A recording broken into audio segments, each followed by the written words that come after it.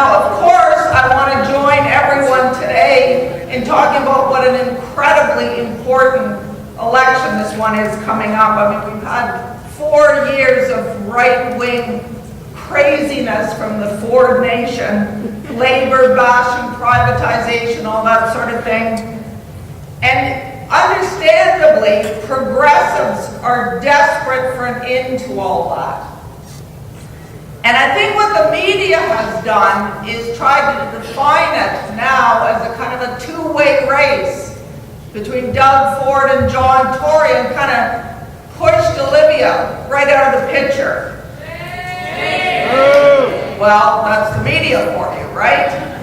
But unfortunately, I think because of that, a lot of progressives, and apparently there's a lot of evidence of this in canvassing, a lot of progressives have kind of flocked to John Tory, kind of as the guy that can stop Doug Ford. And you know, it is true, John Tory is a different guy than Ford. He's not a clown, he's not a drug addict, you know, he's not likely to be on the Jimmy Kimmel show. He's even kind of a nice guy, he talks smoothly and nicely. But the thing that the media leaves out about John Tory is something crucial about who he is. And that is, he's very much a member of the corporate elite. He's very much a member of the Canadian establishment. So my fear is that if we fall for this kind of media setup, the way they've designed it, with this sort of two-way race, that we're going to end up with a choice between the right and the far right. And that's not the choice we want. We want a progressive, and we have one in this race in Olivia Chow.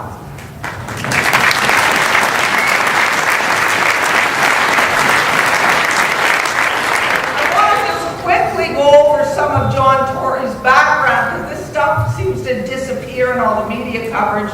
Let's not forget he was managing partner of one of Canada's leading corporate law firms, Tory, Delorier, and Biddington. You may, and it's been renamed Tories, you may recognize a certain repetition of the name Tory. That's because it's his family firm, started by his grandfather, and continued by his father who then went on to run the empire of Ken Thompson, the richest man in the country, of course. So we're talking about somebody very deeply in the Canadian establishment. One of the Tory family friends, for instance, was Ted Rogers. So as a result of that, John Tory ended up as CEO of Rogers Media, the great big publishing and TV empire. And then, of course, he went on to be leader of the Ontario PC Party. Now, he was never elected, so we don't actually have a record of his that we can really examine. But it is interesting that when he was running, among the things in his platform was his support for private, for-profit health care. Shame! Which, of course, is the beginning of the end of Medicare. He also supported public funding for religious schools, and that was the thing and he supported the teaching of creationism in religious classes. Those were the things that actually ended up bringing him down.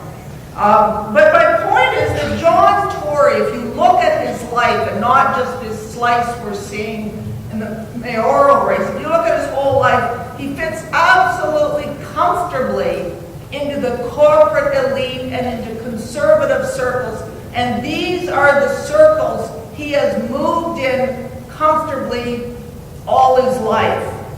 And we've seen too much in the last 25 years of what the corporate conservative agenda has meant for working people in this country. We all know the agenda: tax cuts for the rich, austerity and social spending cuts for everyone else, privatization, deregulation, a labor, attacks on the rights of workers and unions, the vilification of unions.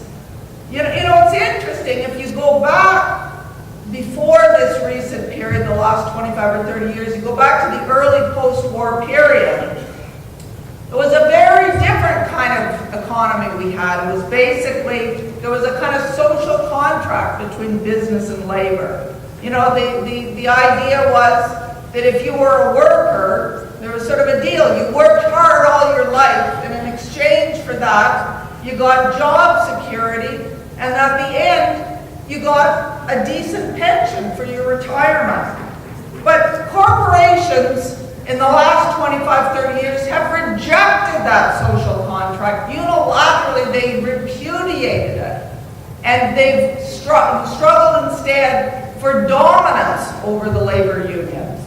And so the new deal that they offer is, you know, as a worker, you still work hard all your life, but you get no job security. And at the end, you know, when it comes to retirement, all bets are off, right? They want the end of defined benefit pensions. They want you to be vulnerable to whatever the marketplace delivers up.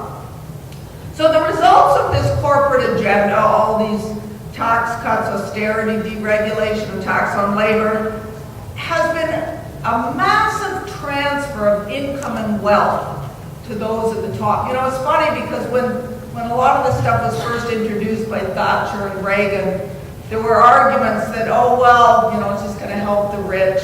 But people defended it, saying, oh, no, you'll see the benefits will trickle down. But now we have the benefit of 30 years of hindsight, and we can see absolutely the benefits did not trickle down. They gushed upwards. In fact, it's just stunning. You know, in the early post-war period, in that social contract period, it was a much more egalitarian society in Canada. You know, when there was economic growth, those income gains were actually broadly shared throughout society. Believe it or not, there were actually bigger gains at the bottom end than at the top. That's, of course, what angered those at the top so much. So when they fought to change that and roll things back, what we've ended with in the past 25 years is that corporations have become dominant and aggressive. And now, when we have economic growth, it's not evenly distributed. In fact, it's distributed entirely to those at the top. In the past 30 years, the average worker, the median worker in Canada, once you factor out inflation, has received no income gains despite massive economic growth in those 30 years. And people at the lower end have actually lost ground. All the money has gone to the top. It's gone to the top 10%, the top 1%, or the top 0.1%. The higher up you go, the bigger the gains have been. The top 1% has tripled their share of national income. The top 0.01% has quintupled it. So, and we now have, instead of 3 billionaires, we have 70 billionaires. So while the media paints John Tory as a moderate, I would argue he is very much part of the corporate elite that has fundamentally remade Canada in the past 30 years at the expense of working people. You know, Tory is careful to try and present himself as a bit of a moderate. He tries to avoid actually taking a position on things. I mean, he's spent the entire campaign really talking about his transit plan. And I'll just very quickly add that his transit plan, the problem with it is that there's no reasonable way to fund it. He's using a funding formula that requires that increased tax revenue from the notion that the land around the railway tracks will become extremely valuable and developed, and that will magically produce more tax revenues. It was tried in New York and it failed miserably there. But apart from his transit plan, which has been discussed quite a bit in the media, there's been very little discussion of his other stands, because he doesn't actually take other stands. But one other stance that he has taken, that I think is very revealing, is that he supports, along with the Fords, he supports the further privatization of garbage services in Toronto. Yeah, and we know what a disaster that has been and what a big fight that was, and we remember Rob Ford and all his talk about gravy trains for the workers. You know, John Tory doesn't use language like that, but he supports the exact same policy. In other words, he doesn't believe, along with Rob Ford, he doesn't believe that workers are entitled to decent pay, job security, and benefits. He wants to take that away and hand our public services to the corporate sector so that workers will get very little pay and no benefits, and the profits, the difference, will go to profits for the corporate sector. So in conclusion, I would just say John Tory is really Rob Ford light. And in some ways actually it could be more dangerous, because unlike the bombastic, buffoonish Ford brothers, Tory is smooth and well-spoken and, you know, kind of moves easily with people. And he could use those qualities actually to sell a corporate agenda that is disastrous for working people. So let's not settle for Rob Ford light. Let's demand the real deal, a real